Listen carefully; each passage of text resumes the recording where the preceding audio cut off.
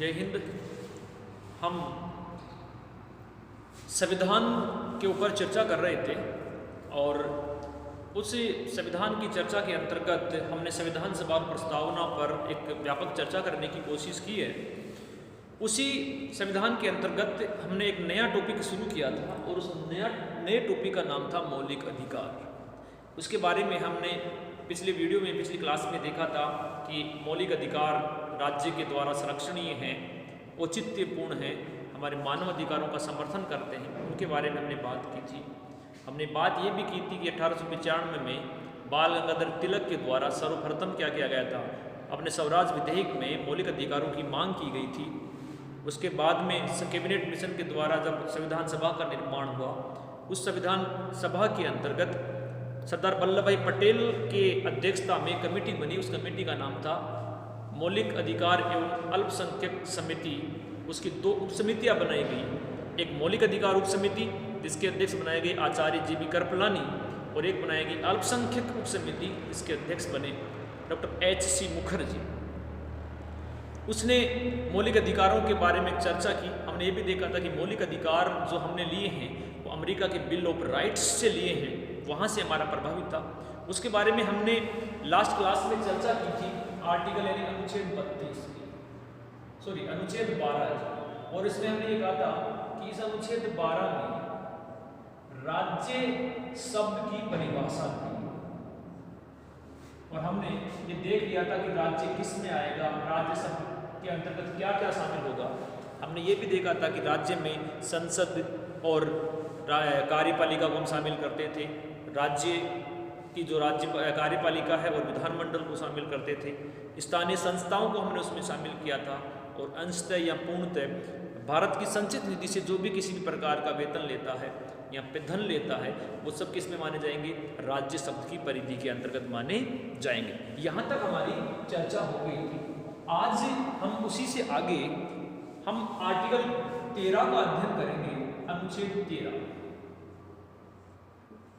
देखो अनुच्छेद 12 में क्या था, अनुच्छेद 12 में था राज्य किसे कहते हैं, राज्य शब्द की परिभाषा की बात की थी। लेकिन अनुच्छेद 13 में हम किसकी चर्चा करेंगे, तो हम अनुच्छेद जो 13 है उस अनुच्छेद 13 के अंतर्गत हम चर्चा कर रहे हैं किसकी, आज हम चर्चा करेंगे विधि शब्द की।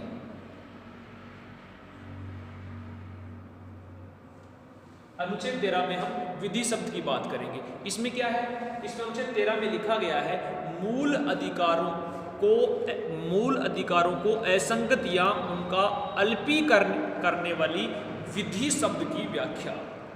12 में राज्य शब्द की व्याख्या की गई है, तो अनुच्छेद 13 में विधि शब्द की व्याख्या की गई है, यानी विधि में क्या क्या आएगा, यानी किसको विधि कहेंगे, किसको विधि नहीं कहेंगे, इसके ऊपर हम चर्चा करेंगे। तो विधि के अंतर्गत क्या कहा गया है, अनुच्छेद 13 क्या कहता है, विधि क्या है, और वो भाग 3 या मौलिक अधिकारों पर किस प्रकार लागू होती है या किस प्रकार लागू नहीं होती है। तो अनुच्छेद की भी अगर हम विस्तृत आप और चर्चा करने चाहिए तो अनुच्छेद 13 का सब क्लोज 1, अनुच्छेद 13 का भाग 13(1) ये कहता है कि संविधान निर्माण से पूर्व, ध्यान से सुने, संविधान निर्माण से पूर्व यानी और संविधान निर्माण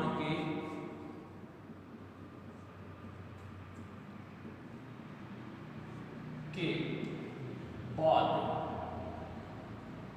दो बातें आ रही हैं, या तो संविधान निर्माण यानी 26 जनवरी 1950 से पहले की कोई विधि हो। अभी बात करेंगे विधि किसे कहते हैं, क्या क्या विधि, कोई कानून हो, कोई नियम हो, कोई उपनियम हो, कोई विधि हो, कोई रीति रिवाज हो, कोई परंपरा हो, कब से, संविधान निर्माण से पूर्व यानी 26 जनवरी 1950 से पहले की अगर कोई विधि है, या 26 जनवरी 1950 से लेकर के वर्तमान समय तक की कोई कानून है, कोई रीति रिवाज है, कोई विधि है। अगर ध्यान से सुने, संविधान निर्माण से पूर्व या संविधान निर्माण के पश्चात यदि कोई विधि संविधान भाग 3 के विरुद्ध है, 13 को इस लाइन से आप स्टार्ट से समझ जाओगे पूरा। यदि कोई विधि संविधान निर्माण से पूर्व या संविधान निर्माण के पश्चात संविधान के भाग 3, और संविधान के भाग 3 में क्या है, हमारे हैं मौलिक अधिकार, अगर भाग 3 के विरुद्ध हैं तो क्या होंगे, ये उल्लंघन की मात्रा तक, इस शब्द को ध्यान से सुनिए, उल्लंघन की मात्रा तक क्या होंगे, शून्य।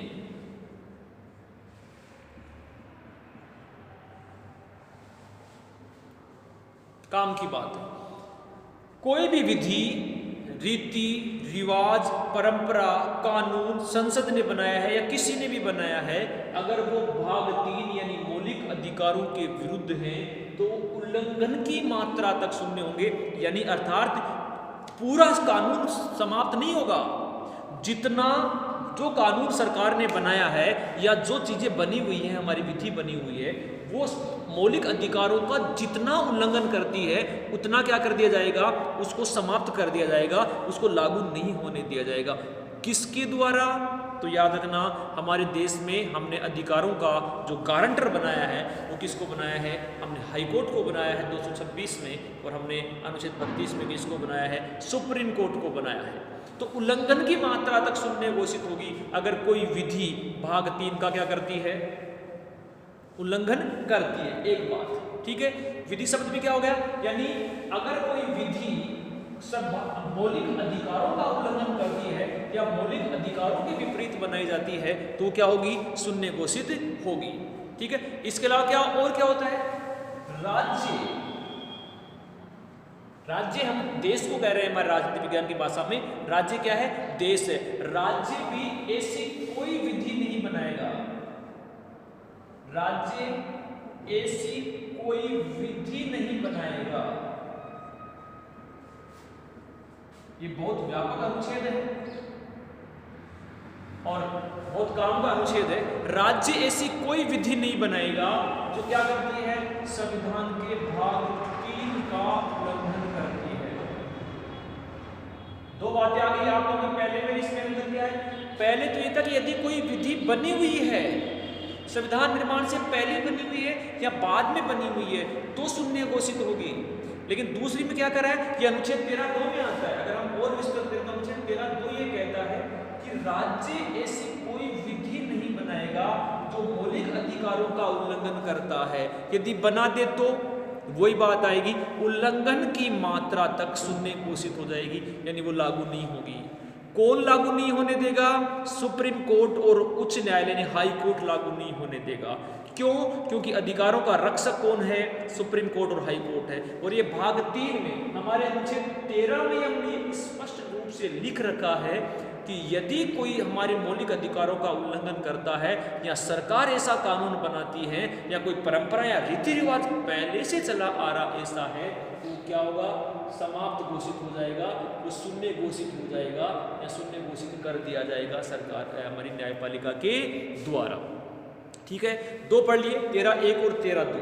13(1) में क्या है, अगर विधियां बनी हुई है तो शून्य घोषित, और 13(2) स्पष्ट रूप से कह रहा है कि राज्य भी ऐसी कोई विधि नहीं बनाएगा जो भाग 3 का उल्लंघन करती है। ठीक है, अब अगला ये आता है, इतनी देर हम विधि विधि विधि कर रहे हैं तो आपके दिमाग में एक बात आई होगी कि ये विधि है क्या। तो हमारे, आपको पता है भारतीय संविधान निर्माता इतने महान थे, आज हमें हमारे संविधान को लागू हुए लगभग 70 साल हो गए। 70 साल पहले हमारे संविधान निर्माताओं ने कानून बनाया, संविधान बनाया, और आज तक हम उसका पालन कर रहे हैं। आज भी हम उनको उसी तरह पवित्र मान रहे हैं। तो सोच लो हमारे संविधान निर्माता कितने महान रहे होंगे। तो 13(3) वो पहले लिख करके चले गए, उन्हें पता था कि भारत की आने वाली जो संतानें हैं, आने वाली पीढ़ियां हैं, वो बहुत महान पैदा होगी, उन्हें एक एक चीज़ बतानी पड़ेगी, वरना वो फिर के हर मामले में कहा जाएंगे, कोर्ट जाएंगे। इसलिए 13(3) में क्या कर दिया, उन्होंने पहले ही बता दिया, अनुच्छेद 13(3) में उन्होंने विधि शब्द की जो परिभाषा है उस विधि शब्द की परिभाषा लिख दी। पहले की विधि क्या मानी जाएगी, विधि किसे कहा जाएगा, ये बता दिया अनुच्छेद 13(3) में। तो क्या क्या करें, विधि में क्या शामिल होगा? तो कहते हैं कि विधि में शामिल होगा अध्यादेश, इसको अंग्रेजी में कहते हैं ऑर्डिनेंस। इसके ऊपर भी हम जब राष्ट्रपति और राज्यपाल पढ़ेंगे उस समय व्यापक चर्चा करेंगे। अध्यादेश भी एक कानून है। आदेश, और किसको शामिल करेंगे? आदेश, सरकार के आदेश, नियम, उपनियम। अध्यादेश, आदेश हो, चाहे नियम हो, चाहे उपनियम हो, चाहे अधिसूचना हो। अध्यादेश के अलावा एक अधिसूचना भी होती है, तो सरकार के द्वारा जारी की जाती है, गजट में जारी की जाती है। अधिसूचना हो या और क्या हो, रूढ़ी हो या प्रथा हो। यानी अगर हमारी कोई प्रथाएं, अगर हमारी कोई परंपराएं भी हैं, तो ये भी क्या होगी? ये भी किस में शामिल मानी जाएगी? विधि में मानी जाएगी। तो यानी कानून में किस किस को शामिल किया अनुच्छेद 13 में? सरकार अगर राष्ट्रपति या राज्यपाल के द्वारा कोई अध्यादेश जारी करवाती है, कोई आदेश होता है, कोई किसी प्रकार का नियम बनाया गया है, नियम के नीचे कोई उपनियम बना दिया, या कोई अधिसूचना जारी कर दी, कोई आदेश जारी कर दिया, कोई हमारी रूढ़ी यानी कोई हमारी परंपरा चलती आ रही थी पहले से, या हमारी कोई प्रथा थी, हमारी प्राचीन काल से चली आ रही किसी भी प्रकार की प्राचीन सभ्यताएं हों, परंपराएं हों, रीति रिवाज हों, कोई भी हो, अगर ये किसमें आएंगे? विधि में आएंगे। आप ये कहेंगे साहब हमारे तो पहले से 1000 साल पहले एक परंपरा थी और हम इस परंपरा का सम्मान क्या करेंगे? पालन करेंगे। लेकिन अगर आपकी वो परंपरा क्या कर रही है? मौलिक अधिकारों का उल्लंघन कर रही है, तो गलत है, आप उसका पालन नहीं कर सकते, चाहे आपकी परंपरा हो। जैसे अगर हम बात करें कि सती प्रथा एक थी, या बाल विवाह को छोड़े, आपको बाल विवाह को लीजिए। हमारे हिंदू धर्म में ये लिखा गया है, हमारे ऋग्वेद में लिखा गया है कि लड़की की 12 वर्ष में और लड़के की 14 वर्ष की आयु में क्या कर देनी चाहिए? विवाह कर देना चाहिए। हमारी एक मनुस्मृति है, वो मनुस्मृति ये कहती है, या हमारा ऋग्वेद ये कहता है, हमारे वेद ये कहते हैं कि अगर 14 वर्ष की आयु तक अगर लड़की का विवाह नहीं किया जाता तो फिर उसके माँ बाप को क्या लगता है? पाप लगता है। इसलिए 14 वर्ष से पहले 12 वर्ष न्यूनतम आयु है, 14 वर्ष तक अधिकतम आयु में लड़की का विवाह हो जाना चाहिए, और 14 वर्ष की और 16 वर्ष की अधिकतम आयु तक लड़के का विवाह हो जाना चाहिए।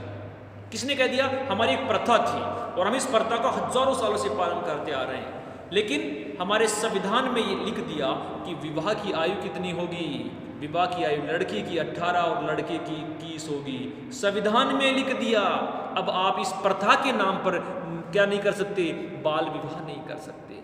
अगर आपने किया तो क्या है? कानूनन अपराध है, आपको सजा हो सकती है। तो इस प्रकार हम विधि में सबको शामिल करते हैं। हमारी रीति रिवाज, सरकार के द्वारा बनाए गए कानून किस में शामिल होते हैं?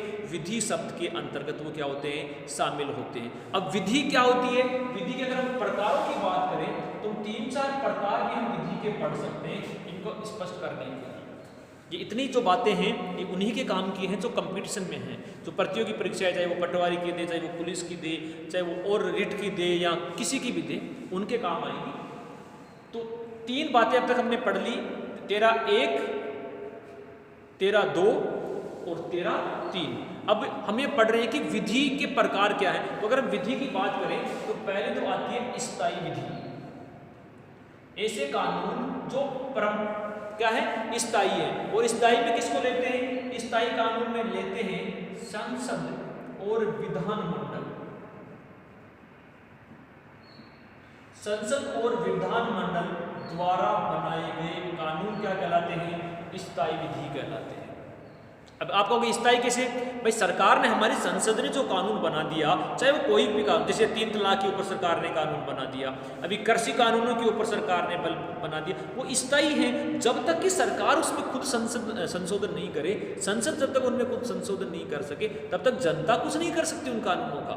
तो स्थायी विधि का मतलब होता है ऐसी विधियां जो हमारी संसद ने, यानी केंद्र में संसद बनाएगी, राज्य में हमारी विधानमंडल यानी विधानसभाएं बनाती हैं।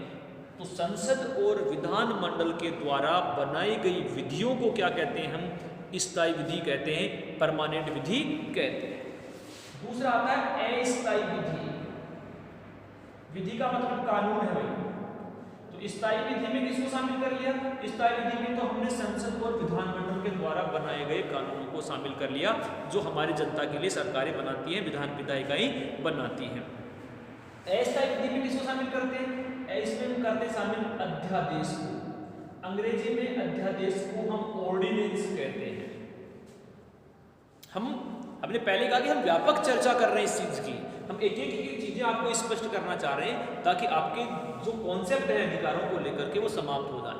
अब तक आपने अधिकार अनुच्छेद 14 से शुरू किए हैं और 32 पे जाकर के आप समाप्त कर रहे हो, लेकिन हम अधिकारों को शुरू कर रहे हैं अनुच्छेद 12 से, क्योंकि आज जहां से प्रश्न बनते हैं, आज जहां से इंपोर्टेंट टॉपिक उठ रहे हैं वो अनुच्छेद 12 और 13 ही तो हैं। तो 12 में हमने राज्य को देख लिया, किसको कह लिया? 13 एक बहुत व्यापक शब्द है, एक बहुत व्यापक अनुच्छेद है, और इसी को देख क्योंकि पूरा का पूरा भाग 3 मौलिक अधिकार इस अनुच्छेद 13 के ऊपर टिका हुआ है। सारे पूरे अनुच्छेदों की जो व्याख्या है वो अनुच्छेद 13 कर रहा है। तो स्थायी विधि होगी। अस्थायी विधि में हम किसको शामिल करते हैं? अध्यादेश। अब आप कहोगे अध्यादेश क्या होता है? तो जब संसद नहीं चल रही होती है, जब विधानमंडल नहीं चल रहा होता, विधानसभा नहीं चल रही होती है और सरकार को किसी प्रकार के कानून की आवश्यकता पड़ जाती है, उस समय क्योंकि कानून कौन बनाता है? संसद बनाती है। संसद चल रही नहीं है, संसद को बुलाने के लिए बहुत अधिक समय चाहिए, लेकिन यदि हमें अचानक से कोई बहुत बड़े कानून की आवश्यकता पड़ जाए, बहुत बड़ी आवश्यकता पड़ जाए, उस समय हमारी सरकारें क्या करती हैं? केंद्र में तो राष्ट्रपति, और अगर हम राज्य की बात करें तो राज्य में कौन? राज्यपाल। केंद्र में राष्ट्रपति और राज्य में राज्यपाल क्या करता है? अध्यादेश जारी करता है, यानी एक आदेश जारी करता है। और वो आदेश क्या माना जाता है? संसद के द्वारा बनाए गए कानून की तरह ये कानून माना जाता है। भारतीय संविधान के अनुच्छेद 123 के तहत राष्ट्रपति अध्यादेश जारी करता है, और 213 के तहत, अनुच्छेद 213 के तहत क्या करता है? राज्यपाल अध्यादेश जारी करता है। और ये अध्यादेश क्या होते हैं? कितने दिन तक लागू रहते हैं? ये अध्यादेश लागू होते हैं संसद की बैठक प्रारंभ होने के 6 सप्ताह बाद तक, यानी 6 सप्ताह तक ये लागू रहते हैं। 6 सप्ताह बाद यदि संसद कानून बना देगी तो ये कानून बन जाएगा, वरना 6 सप्ताह बाद ये अध्यादेश अपने आप ही क्या हो जाता है? समाप्त हो जाता है। तो ये अस्थायी विधि है, यानी कुछ समय के लिए बनाई है और कुछ समय के बाद ये क्या हो जाता है? वापस समाप्त हो जाता है। तो इस अस्थायी विधि में किसको शामिल करते हैं? अध्यादेश। अध्यादेश 2 व्यक्ति जारी करते हैं, केंद्र में राष्ट्रपति जारी करता है, संविधान के अनुच्छेद 123 में लिखा हुआ है। राज्य में राज्यपाल जारी करता है, अनुच्छेद 213 में लिखा गया है। ठीक है, तो ये हो गई स्थायी विधि। इसके अलावा क्या होती है? इसके अलावा तीसरी होती है प्रत्यायोजित विधि। आप पहली बार ये नाम सुन रहे होंगे और आप ये सुन रहे होंगे कि पढ़ाने क्या लग गए आपको। तो हमने कहा था हम बहुत गहन चर्चा करेंगे, एक एक बिंदु को हम समझने की कोशिश करेंगे ताकि फिर आगे किसी प्रकार की समस्याएं नहीं आए। तो प्रत्यायोजित विधि, तो प्रत्यायोजित विधि में क्या है? प्रत्यायोजित विधि में आएगा कानूनों को लागू करने हेतु बनाए गए नियम व विनियम या उपनियम। यानी प्रत्यायोजित विधि, संसद ने कोई विधि बना दी, कोई कानून बना दिया, तो संसद या राष्ट्रपति या प्रधानमंत्री या मुख्यमंत्री थोड़ी लागू करता उस कानून को, नहीं, वो उस कानून को लागू नहीं करते। तो कौन करता है? तो लागू करती है सरकारी एजेंसियां, सरकारी संस्थाएं, सरकारी कर्मचारी, और उन कानूनों को लागू करवाने के लिए क्या बनते हैं? बाद में नियम, विनियम और उपनियम बनते हैं। कानून वैसे की वैसे थोड़ी बनता है, क्योंकि कानून की व्याख्या तो कानून के शब्द तो इतने मुश्किल होते हैं कि साधारण जनता उसको समझ ही नहीं पाती। इसलिए जब वो उसको समझ ही नहीं पाती तो क्या करना पड़ता है? उसके लिए कानूनों को लागू करवाने के लिए और उसके लिए सब नियम, यानी उनको समझाने के लिए, सरल स्पष्ट करने के लिए और क्या बनते हैं? नियम, उपनियम आदि बनाए जाते हैं। ठीक है। तो ये प्रत्यायोजित यानी बाद में सरलीकरण करने के लिए, किसी चीज को समझाने के लिए बनाई गई जो विधियां होती हैं वो प्रत्यायोजित विधि होती है। और लास्ट में क्या आती है? परंपरागत विधि। लास्ट में किसको शामिल करते हैं? लास्ट में शामिल करते हैं परंपरागत विधि।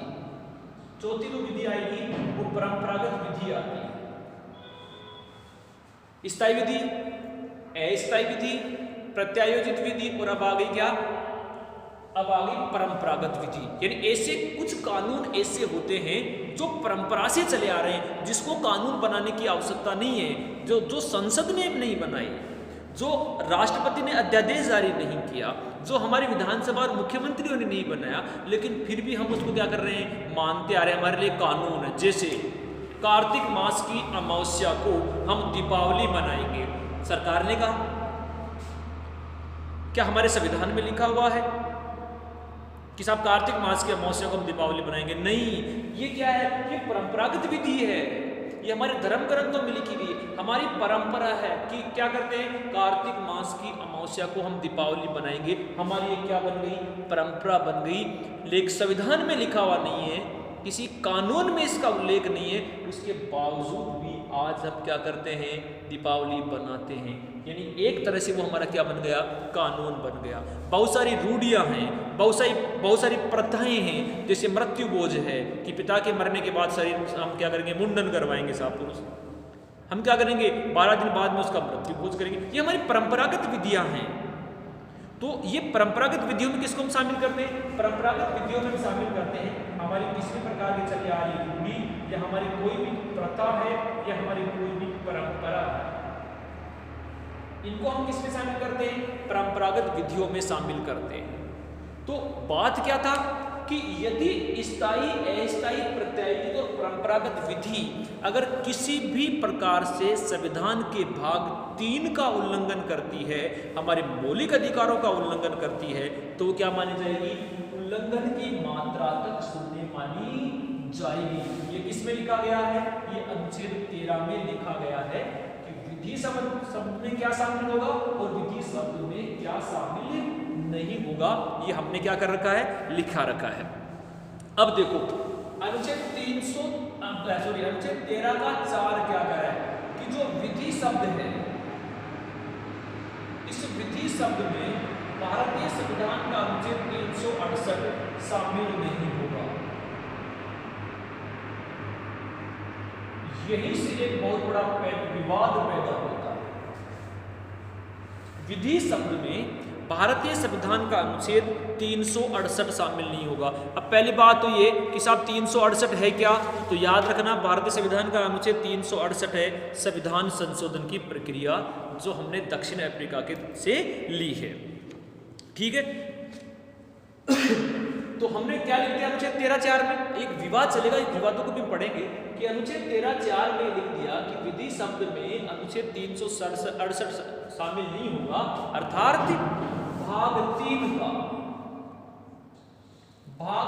का संशोधन हो सकता है कि नहीं हो सकता? हो सकता कि नहीं हो सकता? क्या कह रहा है? विधि शब्द 368 में शामिल नहीं होगा, अर्थात भाग 3 का संविधान संशोधन नहीं हो सकता। ये किसमें लिखा गया? अनुच्छेद 13 के शब्द रोज 4 में लिखा गया कि विधि शब्द का क्या नहीं हो सकता? संशोधन नहीं हो सकता, अर्थात भाग 3 असंशोधनीय हो गया। सरकार यानी संसद उसमें किसी प्रकार का संशोधन नहीं कर सकती। किसमें? अनुच्छेद 14 से लेकर के 35 तक। अब यही से एक चीज और याद रखना, अनुच्छेद 13 के अंतर्गत ही भारतीय संविधान में एक व्याख्या, एक शब्द निकल करके आता है जिसका नाम है न्यायिक पुनरावलोकन। न्यायिक पुनरावलोकन या इसको हम कहते हैं न्यायिक समीक्षा।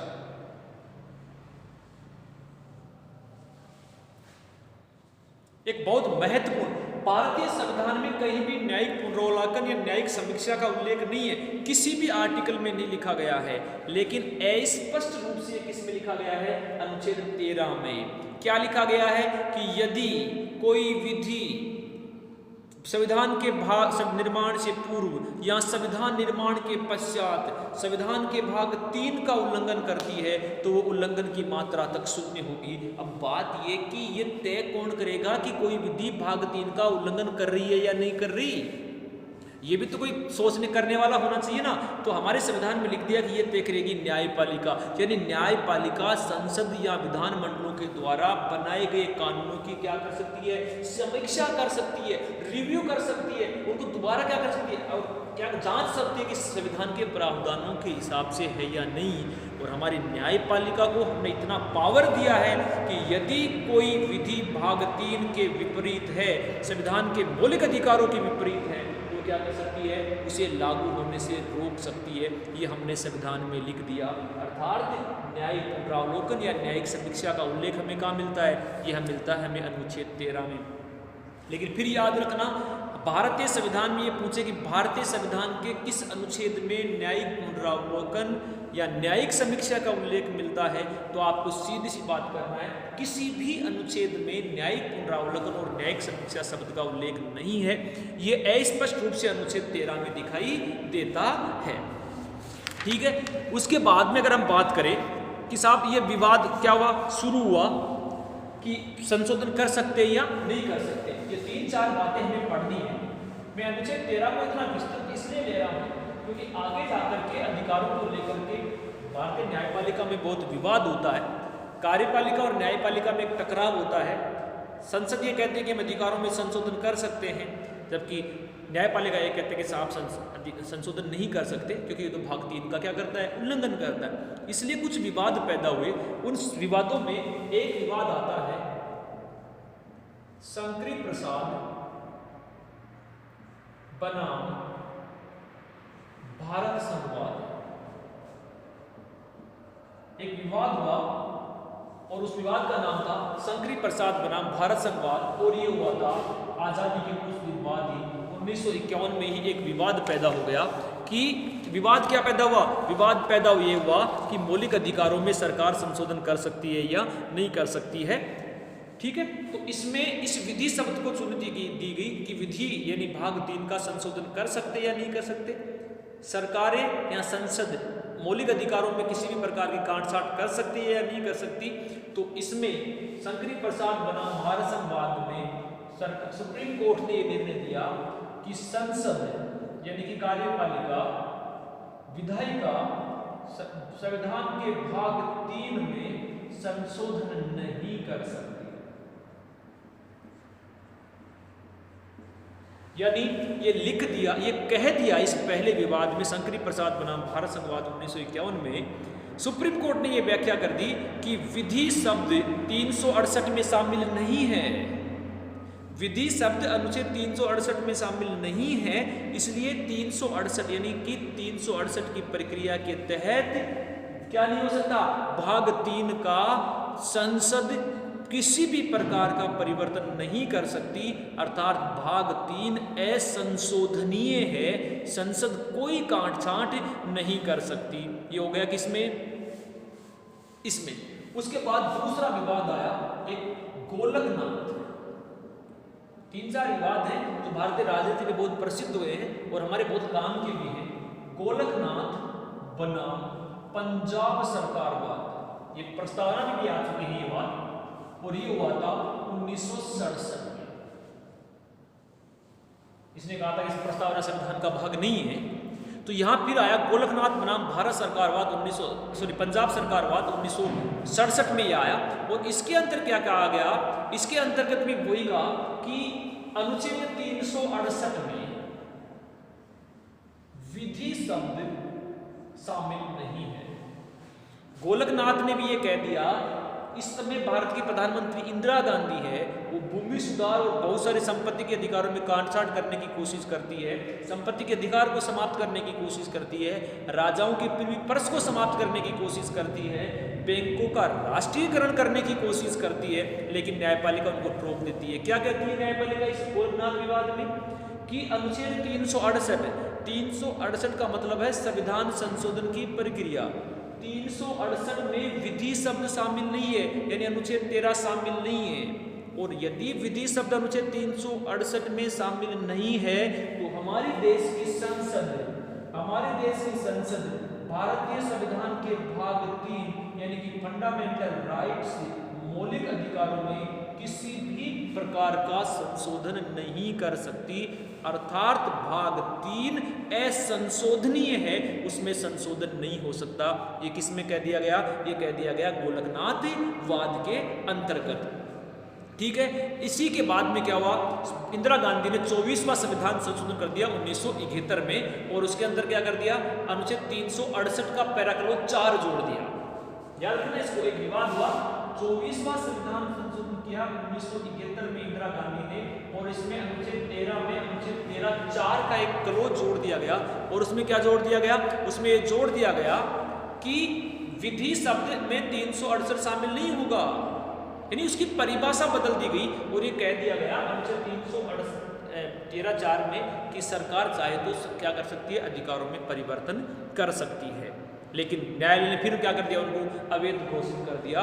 इसलिए फिर एक व्यापक वाद आया जिसका नाम था केशवानंद भारती। भारतीय राजनीति में बहुत महत्वपूर्ण और ऐसा विवाद जिसने भारतीय संविधान की दशा और दिशा दोनों बदल दी थी। केशवानंद भारती बनाम केरल सरकार, और ये वाद हुआ था 1973 में। एक बहुत महत्वपूर्ण विवाद है, केरल सरकार को लेकर के एक विवाद दायर किया गया था।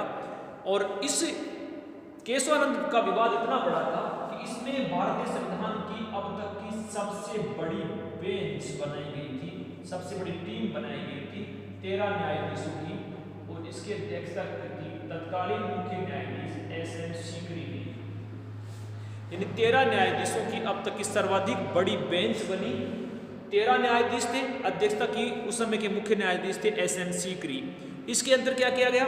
इसके अंतर्गत यह किया गया कि जो 368 था वो 368 क्या होगा? विधि शब्द से बाहर होगा। 368 विधि शब्द से बाहर होगा। और इसमें पहली बार यह कह दिया गया, केशवानंद भारती में पहली बार यह कह दिया गया कि संविधान का भाग 3 संशोधनीय है।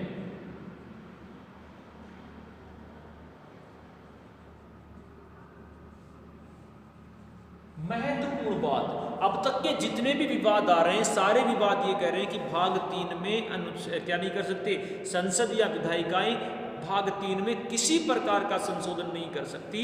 लेकिन पहली बार केशवानंद बनाम केरल राज्यवाद 1973 में हमारी सुप्रीम कोर्ट ये कहती है कि संसद चाहे तो संविधान के भाग 3 में क्या कर सकती है? संशोधन कर सकती है। लेकिन इसमें यह कह दिया कि संशोधन तो कर सकती है, लेकिन संविधान का एक मूल ढांचा है, इसको हम कहते हैं आधारभूत ढांचा, अंग्रेजी में कहते हैं बेसिक स्ट्रक्चर। यानी केशवानंद भारतीवाद में पहली बार यह तय किया गया कि संविधान का एक मौलिक ढांचा है, एक बेसिक आधारभूत स्ट्रक्चर है, और उस मौलिक ढांचे में संसद क्या नहीं कर सकती? संशोधन नहीं कर सकती। देखो विवाद क्या था? विवाद था न्यायपालिका और कार्यपालिका के बीच में। हमारे देश की सुप्रीम कोर्ट ये कह रही थी कि आप क्या नहीं कर सकते? अधिकारों में, यानी भाग 3 में किसी भी प्रकार का परिवर्तन नहीं कर सकते, जबकि सरकार ये कह रही थी कि नहीं साहब हम तो संशोधन करेंगे। इस चीज को लेकर के एक व्यापक विवाद चला। इस विवाद के अंतर्गत ही क्या होता है? हम मामला न्यायालय में जाता है और न्यायपालिका एक बहुत सुंदर रास्ता निकालती है। न्यायपालिका हमारे विधायिका यानी हमारे संसद के सदस्यों को खुश रखती है, लेकिन पावर फिर भी अपने पास रख लेती है। क्या कहती है न्यायपालिका? ये कहती है कि संसद संविधान के न केवल भाग 3 में बल्कि संविधान के किसी भी भाग में संशोधन कर सकती है। संविधान के किसी भी भाग में संसद संशोधन कर सकती है, हमें कोई दिक्कत नहीं है। चाहो जिसमें आप करो, अधिकारों में करो, निर्देशक तत्वों में करो, किसी में भी आप संशोधन करो, कर लीजिए। लेकिन न्यायपालिका ने कहा कि भाई साहब एक आधारभूत, एक मौलिक ढांचा है संसद हमारे संविधान का, और इस संविधान में के मौलिक ढांचे में आप परिवर्तन नहीं कर सकते। तो फिर पूछा गया कि साहब मौलिक ढांचा क्या है जिसमें संसद परिवर्तन नहीं कर सकती, आप बता दीजिए कि मौलिक ढांचा क्या है। तो न्यायपालिका ने कहा कि नहीं, क्योंकि न्यायपालिका में तो विद्वान आदमी बैठते हैं, पढ़े लिखे आदमी बैठते हैं, नेताओं की तरह अनपढ़ आदमी थोड़ी बैठते हैं, अपराधी आदमी थोड़ी बैठते हैं। नहीं, न्यायपालिका ने कहा कि हम नहीं बताएंगे। सब क्यों नहीं बताओगे? तो उन्होंने कहा कि हम ये मूल ढांचा क्या है और क्या नहीं है ये तय करने का अधिकार होगा हमारे देश की न्यायपालिका को, यानी सुप्रीम कोर्ट ये तय करेगी कि संविधान का कौन सा भाग मूल ढांचा है और कौन नहीं। और ये कब तय करेगी? जब समय समय पर कार्यपालिका और न्यायपालिका के बीच विवाद होगा, और ये विवाद जब न्यायपालिका में आएगा तब न्यायपालिका ये बताएगी कि संविधान का कौन सा भाग मूल ढांचा है या नहीं है। ठीक है, तो अगर सुप्रीम कोर्ट ने फिर यही ये भी कह दिया कि यदि संविधान के संसद के द्वारा बनाया गया कोई भाग संविधान के मूल ढांचे के विपरीत है तो सर्वोच्च न्यायालय उसे क्या कर देगी? उसे कर देगी शून्य घोषित। तो केशवानंद भारती में कह दिया कि आप संसद मौलिक अधिकारों में संशोधन कर सकती है, और उसी के बाद संसद ने हमारे मौलिक अधिकारों में संशोधन किया है। और हमने पढ़ा भी तो और आगे पढ़ेंगे भी। इसी वाद के बाद 44वें संविधान संशोधन 1978 के द्वारा मोरारजी सरकार ने क्या किया है? संपत्ति के अधिकार को समाप्त कर दिया है। ठीक है, इस प्रकार हमने क्या कर दिया? ये अनुच्छेद 13 को में ये जोड़ दिया कि अब क्या हो सकता है? अब इसका संविधान संशोधन किया जा सकता है। इस प्रकार हमने अनुच्छेद 13 को पढ़ने की कोशिश की है। अनुच्छेद 13 में विधि शब्द की व्याख्या की गई है। विधि शब्द के अंतर्गत ये कहा गया है कि संविधान निर्माण से पूर्व या संविधान निर्माण के पश्चात अगर कोई विधि संविधान के भाग 3 का उल्लंघन करती है तो वो क्या होगी?